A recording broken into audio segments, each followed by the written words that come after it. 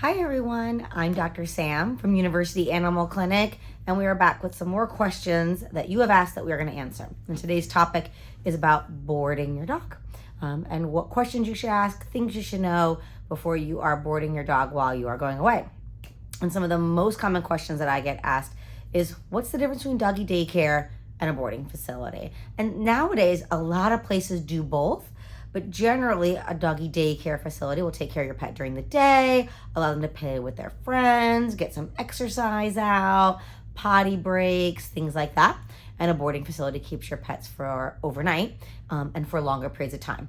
But many places, and I know there's quite a few locally here around our area, that do both. So they get that daycare experience where they're playing with their friends, getting lots of exercise outside, things like that. And then they are kept overnight, fed, given any medications that are necessary, things like that.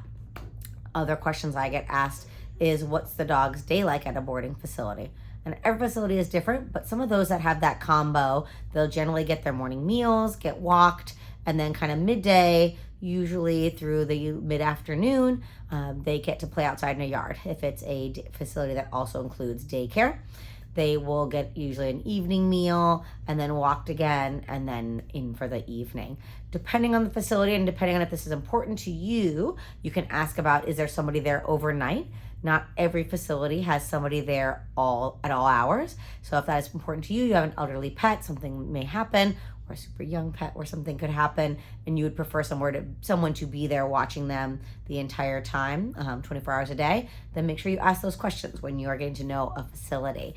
If you have a pet that needs medication, say a diabetic, or they're on oral thyroid meds, skin medications, what have you, again, make sure you ask that.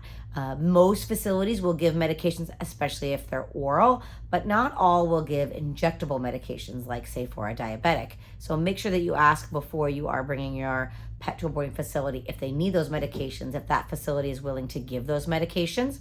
And then, how do you know if your facility is reputable?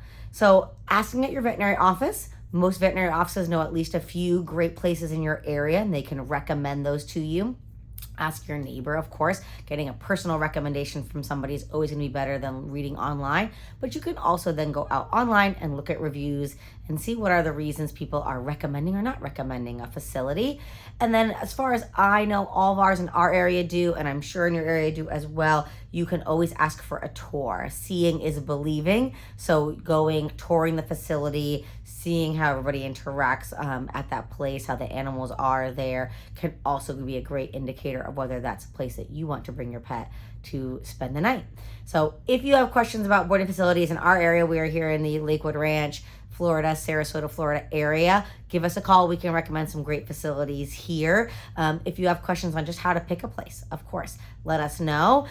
If you need to have your vaccine so you can board, because that is another great thing to think about, we can take care of that for you here. You can call and make an appointment at University Animal Clinic anytime. If you have questions that you want answered, leave them below.